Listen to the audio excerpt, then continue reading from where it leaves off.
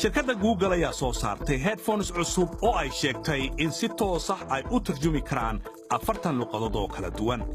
xaflad lagu soo bandhigay magaalada San Francisco ayaa sameecadaha Pixel la keenay iyaga oo tarjumaya wada sheekaysiga qof Ingiriis ku hadlaya iyo qof Swedish ku hadlaya.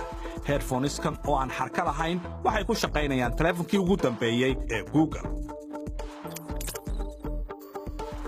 Microsoft ayaa ku soo kordhisay wax cusub aaladan lagu arko muuqaalada khiyaaliga ah. qalabkan muuqaalka oo la yiraahdo HMD ayaa u ogolaanaya in ay dadku kula socdaan deegaanka ku xeeran. waxa uu isugu jira waayo aragnimo muuqaalo khiyaali ah oo ku salaysan wax kombiyuutarku sameeyo oo la yiraahdo AR kuwaas oo isku daraya muuqaalo kala duwan oo ku saabsan dunida.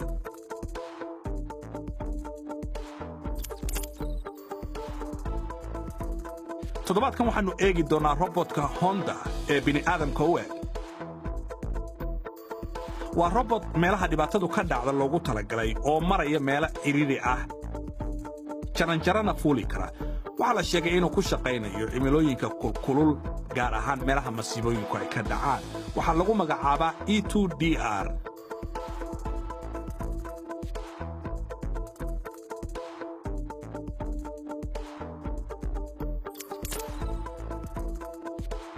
cilmi baarayaal ayaa ogaaday qaab alaabta maalin walba aynu isticmaalno iyo weliba jirkeenna aanu kor uga maamuli karno. kaamaro ayaa la soconaysa dhaqdhaqaaqa qolka aad ku jirto kadibna u tarjumaysa waxqabad iyadoo aan ahayn kuwii aanu naqaanay. alaabtu waxay noqon karaan wax walba oo ku jira toyga carruurta iyo weliba gacantaada.